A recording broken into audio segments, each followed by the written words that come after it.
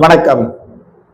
சித்தர் யுகம் அன்பு நேயர்களே, உங்களை வணங்கி மகிழ்வது உங்கள் சித்தயோகி பேரம்பலவாணன். நாம் தொடர்ந்து அடுத்தடுத்த தலைப்பில் கூட சித்தர்களை பற்றி நிறைய பேசிக்கொண்டே பேசுவோம். இந்த முறையில் நீங்கள் இதை கேட்கும்போது காலம் விரயமாகுது. யாருக்கு விரயமாகுது?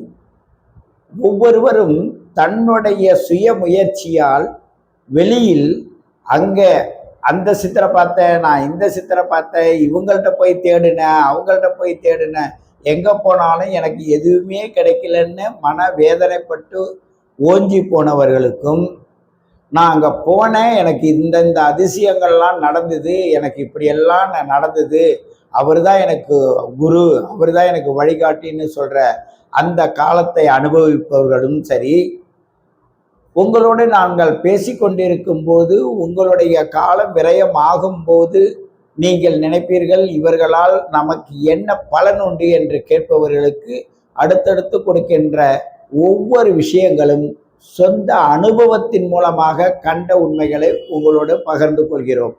ஆகையினால் உங்களுக்கு அது காலம் உங்களுக்கு மாறுபட்டிருந்தாலும் எப்பொழுது நீங்கள் உங்களை உணர்ந்து அந்த நிலையை தேடி போகிறீர்களோ, யாருக்கு அந்த காலம் பலன் தருதுன்றது அனுபவ ரீதியாக நீங்க புரிந்து கொள்ளலாம்.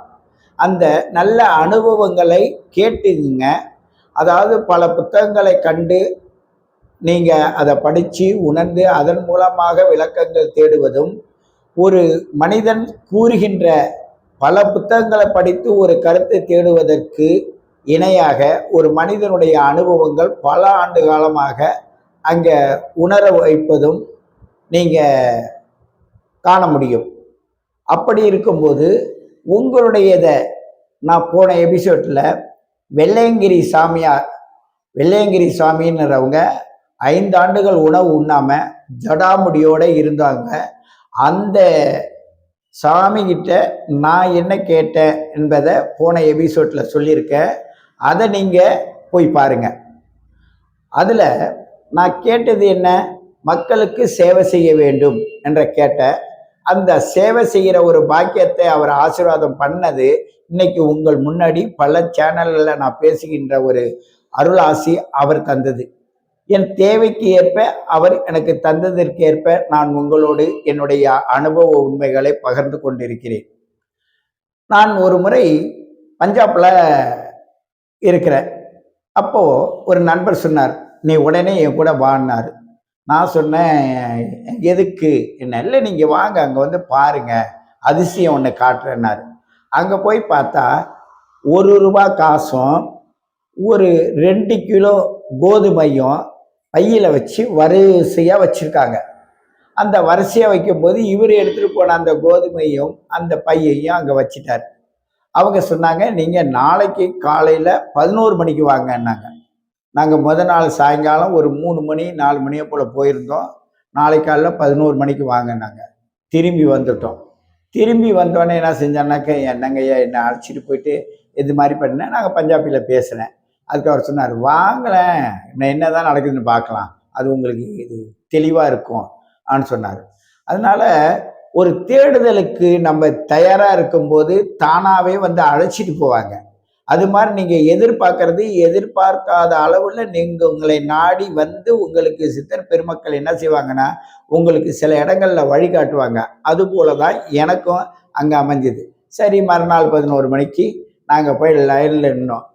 லைனில் நின்னோடனே எனக்கு முன்னாடி நின்னவர் கிட்ட போனார். கிட்ட போன உடனே அங்கே உட்கார்ந்துருந்தவர் திட்டினார். திட்டிட்டு சொன்னார், நீ வரும்போது ஒரு பூனையை கொன்னுட்டு ஏன் இடத்துக்கே நீ வந்தியான்னாரு. அப்படியே மிரண்டு போயிட்டு, நாங்கள் வர பாதையில் நீ பூனையை கொன்னுட்டு என்கிட்ட வந்தியா அப்படின்னு கேட்டார். சாமி மன்னிச்சிருங்கன்னு காலில் விழுந்தாங்க.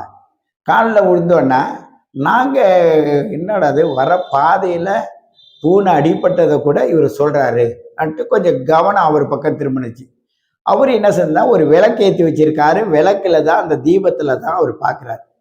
அதாவது வெளிப்புறமான ஒளியிலிருந்து அவருடைய தெய்வ வழிபாடு, அதாவது மனசை ஒருநிலைப்படுத்தி அதில் இந்த வந்த நபரை பற்றி யோசிக்கும் போது அவர் யார், எங்கிருந்து புறப்பட்டு வராரு, என்ன சூழ்நிலையில வராருன்னு உள் மனதிற்கு அந்த ஜோதியானது அவருக்கு தெரிவிக்கும். அந்த தெரிவிக்கிற ஒரு உண்டுன்றது எங்கள் அப்பா செய்யறத நான் பார்த்துருக்கேன், கேட்டிருக்கேன், அனுபவத்தில் கண்டிருக்கேன். ஆனால் நேரடியாக இந்த பஞ்சாபில் தான் நான் இறங்கி நேராக பார்த்தேன். அப்படி இருக்கும்போது அடுத்த திட்டு அவருக்கு முடிஞ்சு அவர் போயிட்டு இந்த ஒன்று தூக்கி ஓரம் கட்டிட்டாரு. அந்த கோதுமையை அவங்க எடுக்கல, அந்த காசையும் அவங்க எடுக்கல. ஒரு கர்ம வினை செய்துட்டு வரான்னாவே அதை கண்டுபிடிக்கிற ஆற்றல் உள்ள ஒரு மனிதனை நாடி தான் நம்ம அலைஞ்சி தெரிஞ்சிட்டு இருக்கோம். அவர் தான் சித்தர்ன்னு நினைக்கிறோம். சித்தர்கள்ல பல வழி உண்டு.